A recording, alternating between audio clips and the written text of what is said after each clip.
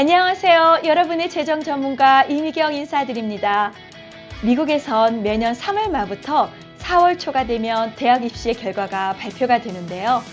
많은 학부모님들과 학생들의 관심사는 어느 학교에 합격했는지도 중요하겠지만 과연 우리 아이가 얼마를 내고 대학을 가냐일 겁니다.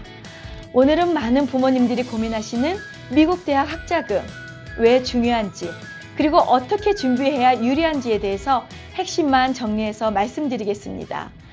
혹시 이런 생각 해보신 적 있으실까요?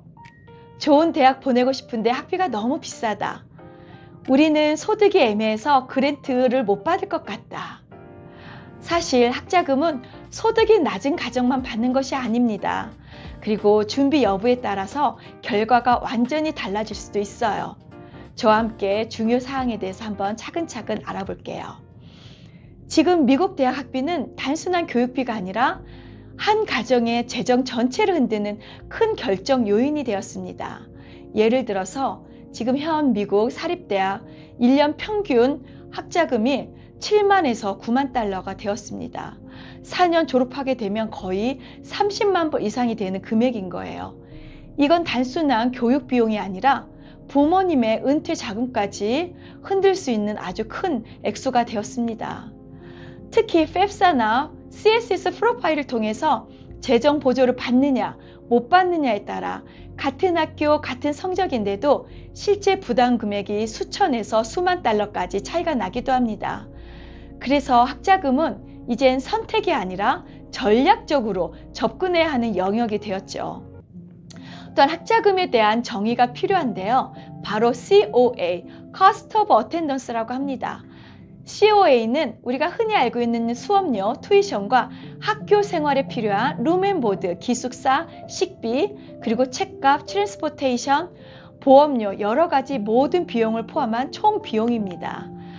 최근 트렌드를 보면 물가 상승률은 매년 3.5% 상승하는 것에 비해서 칼리지 보드 자료에 따르면요. 대학 학비는 매년 평균적으로 5에서 7% 상승하고 있고요. 특히 기숙사와 생활비 상승폭이 매우 크다고 합니다. 여기에서 중요한 포인트는 이젠 단순히 수업료만 걱정하는 것이 아닌 가정 경제를 걱정하는 시대라는 겁니다. 또한 많은 분들이 오해하는 부분이 있는데요. 돈이 없으면 많이 받고 돈이 있으면 못 받는다. 반은 맞고 반은 틀립니다. 미국 학자금은 크게 두 가지 기준으로 결정이 됩니다. 인컴과 에셋인데요. 여기에서 핵심은 어디에 돈이 있느냐입니다. 예를 들어 부모님의 이름으로 저축이 많이 되어 있으면 분리하시고요. 부모님의 이름으로 은퇴 계좌에 돈이 있으신 경우에는 괜찮습니다. 또한 집은 CS 프로파일이나 FAFSA에 따라서 그거 학교마다 다르게 반영이 됩니다. 즉 같은 재산이라도 어디에 위치하느냐에 따라 결과가 완전히 달라질 수가 있어요. 그렇다면 어떻게 준비해야 할까요? 핵심 전략 몇 가지만 말씀드리면 첫째, 타이밍이 중요합니다. 학자금은 아이가 고등학교 올라가서 준비하시면 늦어요.